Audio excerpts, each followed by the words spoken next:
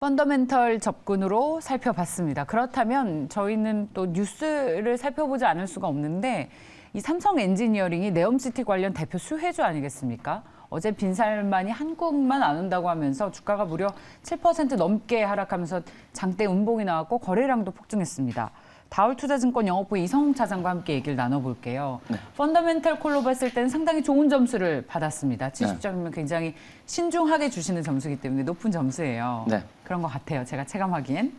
근데 이 네옴시티 관련 이슈가 어제 시장에 큰 악재가 됐었던 만큼 어떨까? 오히려 이걸 저가 매수의 기회로 삼아도 되는 것인지 아니면 계속해서 이런 시장에 좀 부담이 될지 삼성 엔지니어링 주가에 어떻게 보세요, 차장님께서는? 그러니까 한마디로 이제 펀더멘탈은 변화가 없다. 근데 어제 떨어졌던 건 이제 센티멘탈. 투자 심리가 악화됐던 상황이라고 볼 수 있겠는데 뭐 3분기 때 어떤 수주 금액만 본다고 하더라도 이 건설 업체들이 작년 대비해서 이제 뭐 30% 가까이 좀 늘었거든요. 한마디로 이제 펀더멘탈은 굉장히 좋아지고 있고 좋아졌다. 유가 상승에 의한 어떤 플랜트에 대한 그런 기대감도 좀 높기 때문에 앞서 말씀하셨지만 삼성 엔지니어링은 어떤 일반 그 건설보다도 EPC잖아요. 그쵸. 종합적으로 이 다 수행하는 그런 기업이기 때문에 뭐 건설 업체들 대비해서 저는 좀 어제 좀 그 과하게 좀 삼성 과도했다. 엔지니어링이 떨어졌던 것 같아요. 그렇기 때문에 오히려 지금 네옴시티는 지금 시작 단계거든요. 네. 수주 부분이 네. 기반 시설을 그렇기 때문에 단기적 투자 심리가 악화됐고 뭐 펀드멘털만 가볍게 생각하면은 저가 매수 기회일 그쵸. 수 있다. 네네 맞습니다. 알겠습니다. 잘 들었습니다. 자, 그렇다면 저희 뷰티풀 굿모닝 시간의 거래 특징주부터 살펴보고 가겠습니다. 전해 주십시오. 네, 어제 시간 외에서는 원자재 대란으로 인한 수혜 업종을 찾는 움직임이 포착되었습니다. 일단 먼저 독일 최대 요소수 공급 업체가 이 치솟는 에너지 가격의 생산을 중단하면서 이 대란 직면 이슈가 불거졌습니다. 이에 따라 요소수 관련주가 부각받으면서 KG 케미칼이 7% 넘는 상승을 보였고요. 이에 따라 그룹주 상승세까지 보이면서 KG 스틸도 함께 동반 상승을 했습니다. 네, 이 그룹주 상승에는 내년 2월 이 쌍용차 거래 재개 여부 전망에 KG그룹의 인수 모멘텀까지 함께 상승 탄력을 더했다라는 전망도 함께 풀이되고 있습니다. 네, 요소수 다음은 바로 철이었는데요. 이 포스코 생산 차질과 이 현대제철의 파업 이슈 이후에 스틸 플레이션의 현실화 우려감이 계속해서 지속되면서 금강, 철강과 하이스틸이 시간 외에서 상승을 보였습니다. 네, 그 밖에도 주말엔 우리 속을 애태우다 어제는 또 주주분들 속을 애태웠죠. 이 카카오, SKCNC 데이터 센터 화재에 따른 주말간 카카오 서비스 중단 사태에 이 배터리 보호 소재가 부각받으며 성우 하이텍이 시간 외에서 9% 가까운 강세를 보였습니다. 시간의 특징주 체크해봤습니다. 자, 저희 차장님의 탑픽은 뭡니까? 성우 하이텍이 좀 관심이 좀 가는 현재 상황이고요. 이 복합 소재를 그 지난주 금요일 날 좀 개발했다는 부분이 나왔지만 개발은 아니고요. 상용화거든요. 아, 상용화예요? 네, 지금 탑재되는 상태에서 이번이 이슈화되면서 지금 그 갑자기 이제 또 거래량과 함께 주가가 많이 움직이는 상황이고. 굉장히 훨씬 더 진일보된 뉴스네요, 상용화는. 그렇죠. 네. 2019년부터 원래 개발했던 부분, 예. 그 개발이 완료가 됐었고. 이제야 부각이 된 거군요. 그렇죠. 그러니까 아마 탑재가 되고 있는 상태고 성우하이텍 같은 경우도 이 매출의 과반수가 이제 현대차 그룹 쪽으로 좀 나오는 상황인데 현대차에 지금 이 부분이 탑재가 되면서 또 여기에 어떻게 보면은 이 성우하이텍 이제 범퍼레일 같은 게 그러니까 차체나 이런 부분에 있어서 특히 이제 범퍼레일은 현대차에 그 독점으로 좀 공급을 하고 있기 때문에 현대차 그 그룹 주라고 보다도 현대차 관련주가 가장 많이 부각이 됐던 상황인데 그렇기 때문에 이 든든한 고객사가 있다는 것 자체가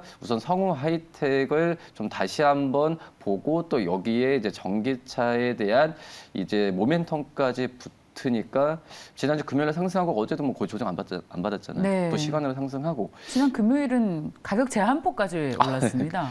그렇기 때문에 네. 지금 이제 성우 하이텍 같은 경우에 그 전에 좀 이제 부각 그 약간 주가가 좀 주춤하다가 거래량과 함께 갔기 때문에 저는 이제 뭐 매수 관점으로 한번 접근해도 괜찮지 않을까 생각이 되고 있고요. 지금 현재 이 현대차, 기아뿐만 아니라 뭐 GM이나 BMW 이쪽으로 좀 확대를 하고 있기 때문에 예. 성우하이텍에 대한 좀 관심을 좀 계속 가져야 되지 않을까라고 좀 생각이 되고 있고 뭐 하지만 그 상반기 때도 영업이나 되게 좋았어요. 네. 근데 지금 증권사 같은 경우에도 하반기 때에 어떤 추정치는 지금 안 나오고 있는 상황이거든요. 뭐 그러기 때문에 좀 하반기 실적은 좀 지켜봐야겠지만 그래도 이 거래량과 함께 양봉을 띄었다는 것 자체가 저는 의미가 있다라고 좀 생각이 좀 되고 있습니다. 네, 보통 그렇죠. 기술적인 분석에서 거래량을 동반한 장대 양봉은 추가 상승의 어떤 시작이다. 근데 상승하고 나서 네. 그 다음이 조정을 안 받는다. 그 한마디로 정말 쉽게 말씀드리면 네. 주가가 상승했어요. 예? 그러면은 당연히 차익 실현이 나와지는 거잖아요. 네. 근데 차익 실현 안 나온다. 예. 기존에 가지고 있던 투자자들이 안 파는 거거든요. 네. 주가라는 거는 그 보유자가 팔지 않으면 절대 떨어질 일이 없거든요. 음. 왜 안 파냐? 그 이상의 가격 보고 있다는 거거든요. 그렇기 때문에 기술적 분석 볼 때 여러 가지 그 지표도 있잖아요. 네. 근데 거래량과 이 주가가 가장 정직하지 않나. 그래요? 네. 경험적으로 차장님 보시기에. 예, 그리고 쉽게 접근하실 어. 필요가 있을 것 같아요. 뭐 기준 분석할 때. 또 다 저마다 기준으로 삼는 네네네. 지표들이 있으니까요. 그러면 상한가 금요일 날 기록했습니다. 어제는 소폭의 조정을 받았고요. 추가 상승의 원동력이 아직 살아있다. 기술적으로 봤을 때. 자, 얼마까지 예상을 하십니까? 글쎄요. 우선은 지금 시간의 거래로 어제도 좀 많이 올랐으니까 네. 오늘도 저는 한 10% 정도까지는 그러니까 오늘이 아니라 뭐 단계적으로 목표 주가를 이 한 5,700원 10% 정도로 잡아서 예.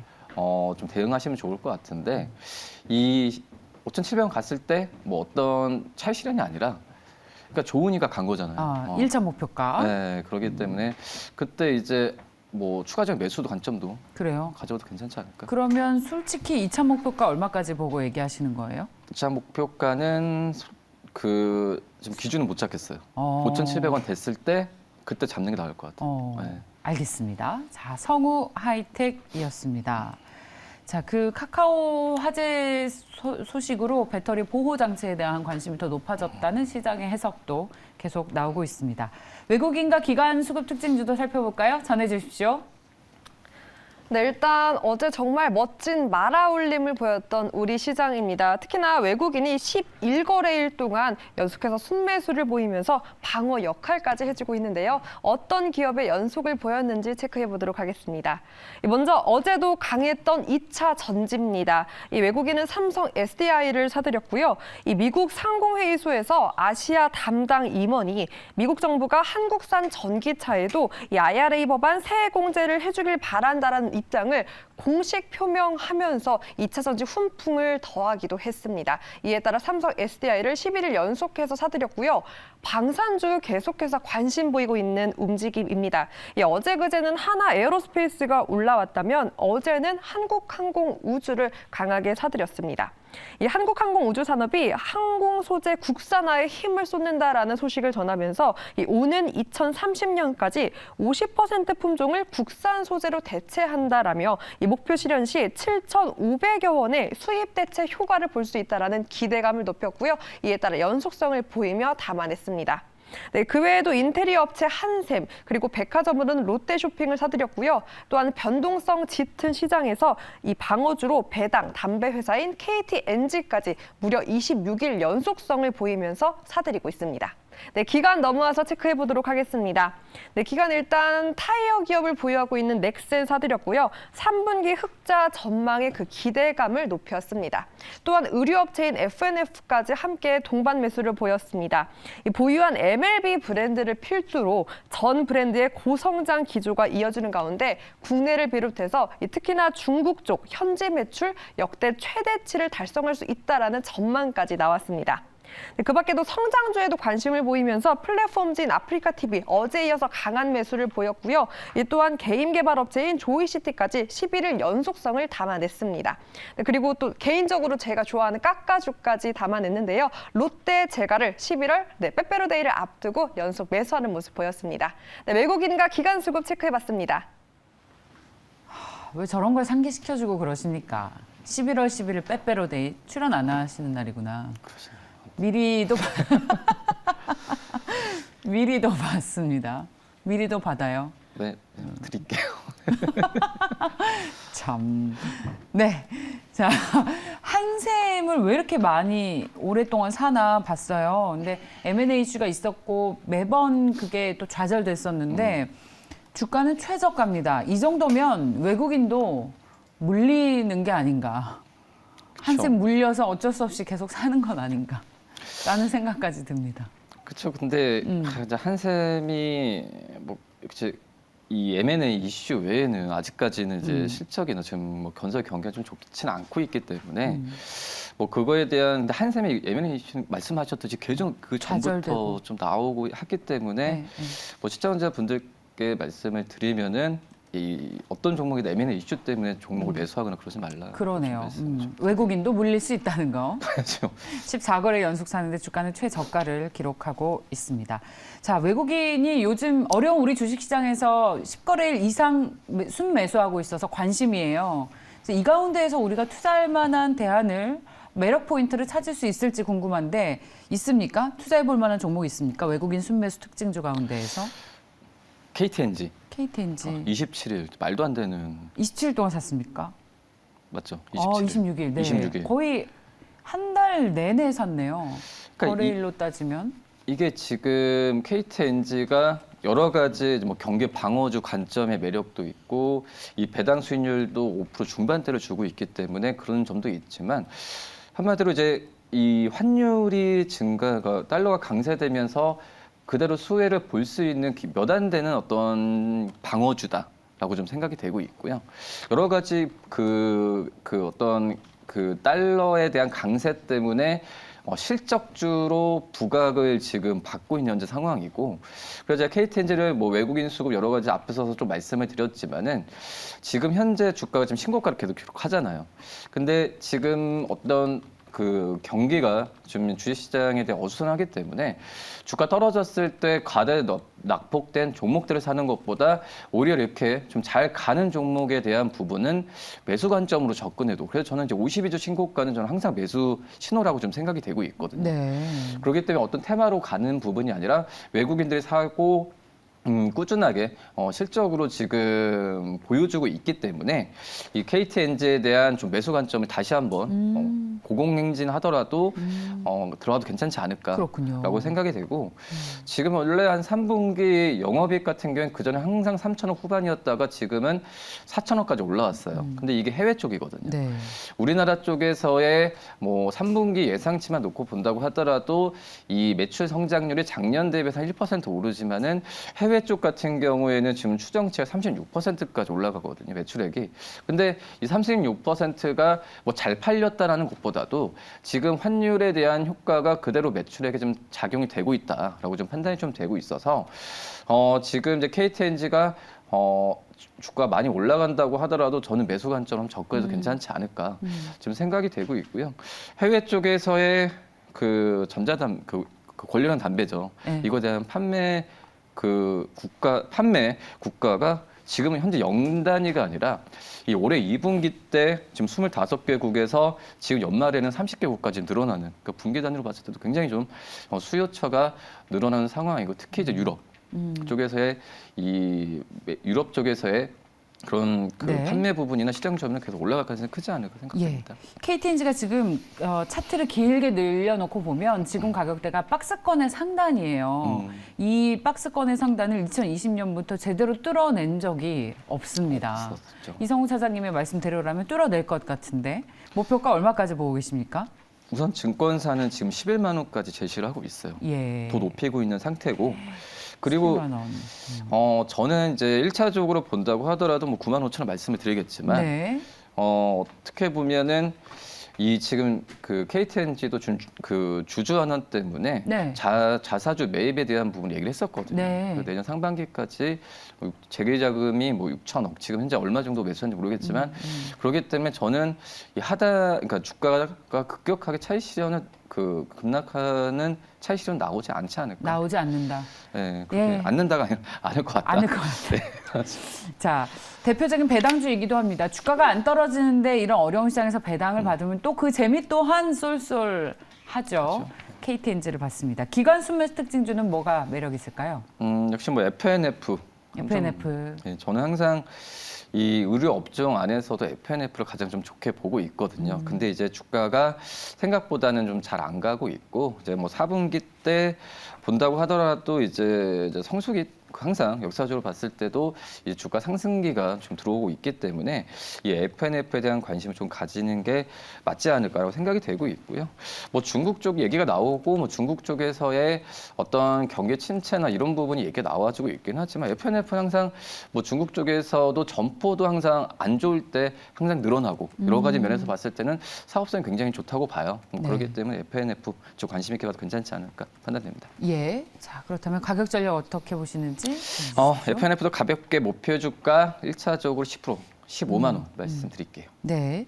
FNF 브랜드가 뭐죠? MLB. MLB. 네. 쓰세요? 아, 모자.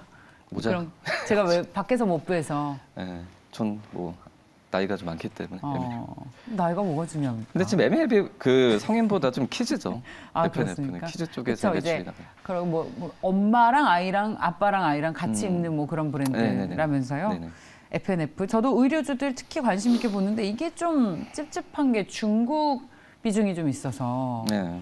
중국 비중이 상당히 높은 기업이라서 요즘 근데 중국의 코로나 봉쇄 등으로 인해서 경제가 활성화 안 되는데 괜찮을까? 그런 우려감 때문에 의료주 안에서도 저는 가장 저 입장에서는 걱정이 좀 되는 그런 회사예요.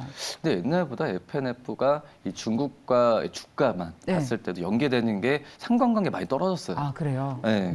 특히 이제 이번에 뭐 3분 실적이나 여러 가지 면에서 봤을 때는 이제 내수 쪽에 네. 판매 부분을 더 이제 집중을 하고 그다음에 주가도 그거에 화답하고 할 거라 판단되고 있기 때문에. 알겠습니다.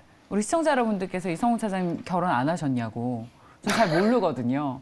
비밀입니까? 아니 했습니다. 아, 하셨다고 합니다. 자, 사모펀드 특징주로 넘어가겠습니다. 전해주십시오. 네, 빼빼로데이와 결혼 여부에 저는 차장님의 이런 씁쓸한 미소를 2번이나 봤습니다. 네, 사모펀드 특징 종목 체크해 보겠습니다. 이 상대적으로 절대적 단기적 수익을 지향하는 이 사모펀드가 최근 시장의 거의 뭐 흥행 보증 수표라고 할 수 있죠. 2차 전지로 계속해서 캐리하는 모습입니다. 특히나 어제 이런 호재가 쌓이면서 장 초반부터 2차 전지가 시장에서 선방하는 모습을 보이기도 했는데요. 뭐 양극재 관련주가 3분기, 4분기에도 호실적을 이어갈 것이다라는 전망에 더불어서 이 LG 에너지 솔루션이 혼다에 이어서 판매량 기준으로 이 세계 1위 업체인 일본 토요타와 또 전기차 배터리 납품 관련된 MOU를 맺을 것이라는 가능성에 2차 전지 강세를 이끌었습니다. 이에 따라 LG 에너지 솔루션과 더불어서 에코프로와 함께 전해액 제조인 엔캠, 또 장비 제조 업체인 아바코까지 함께 싹쓸이 2차 전지로 캐리하는 모습을 어제도 보였고요. 그 밖에도 오랜만에 태양광 업체인 하나솔루션도 강한 매수를 보였습니다. 이 IRA법으로 미국의 중국산 수입 규제에 우리나라와 또 동남아 태양광 기업들이 반사이익을 얻고 있다는 분석이 나오고 있는데요. 하나솔루션의 수혜 기대를 높였고 하나솔루션도 23년 이 수출 2조 원을 목표로 미국 수출 강화 의지를 밝히기도 했습니다. 네, 사모펀드 특징 종목 체크해봤습니다. 만약에 시장이 오른다면 2차 전지 중에서도 소재주들이 주도할 것이다. 저는 계속 엔캠을 가장 매력 있게 본다는 얘기를 한 바 있었는데 어제 캐리해주네요. 11% 넘게 급등했습니다. 우리 차장님께서는 사모펀드 특징주 가운데서는 뭐가 탑픽입니까? 2차전 소재 말씀하셨는데 2차전 장비 업체인 아바코. 네. 원래 아바코 같은 경우에는 이제 디스플레이, 뭐 패널 만드는 업체인데 아직까지 매출 비중이 80% 이상이에요. 하지만 아바코가 최근에 신고가를 기록하는 이유가 2차 전지 쪽과 연결이 됐거든요. 네. 어떻게 보면 이제 물류단지나 이제 롤프레스에 대한 장비의 비중은 아직까지 매출 비중은 5% 정도밖에 안 돼요. 하지만 지금 아바코가 그 전에 디스플레이에서 이 2차 전지, MLCC, 3D 프린트로 넘어가는 과정에 있어서 시장은 굉장히 좀 좋게 좀 평가를 많이 하고 있거든요. 뭐 그러기 때문에 2차 전지 장비 쪽에서의 주가가 지금 관련주로서 많이 부각이 되고 있기 때문에 앞서서 말씀드렸던 KTNG처럼 신고가에 대한 매수 관점을 한번 좀 들어가도 괜찮지 않을까? 시쪽도 괜찮거든요. 어떻게 보면. 장비주 어제도 좋았어요. 네. 아바코가 최고가, 최근에 52주째 신고가죠. 그렇죠. 14,350원 기록을 했습니다. 요즘 오늘 가지고 나오신 종목들이 다 단기간에 좀 가파르게 올랐던 종목이지만 거기에 올라타도 괜찮다는 전략의 종목들이 좀 있네요. 지금 시장은 네. 예측 바닥론을 지금 얘기할 수는 없어요. 유체바닥 한 6개월 정도 걸릴 것 같거든요. 바닥론을 하기에는. 근데 그러기 때문에 가는 종목, 아까 말씀드렸듯이 테마가 아니라 실적 모멘텀으로 가는 종목들은 매수해도 괜찮다. 네, 생각합니다. 가는 종목에 주목을 하자라는 말씀까지 들어봤습니다. 다우투자증권 영업부의 이성우 차장과 함께했습니다. 잘 들었습니다. 네, 감사합니다.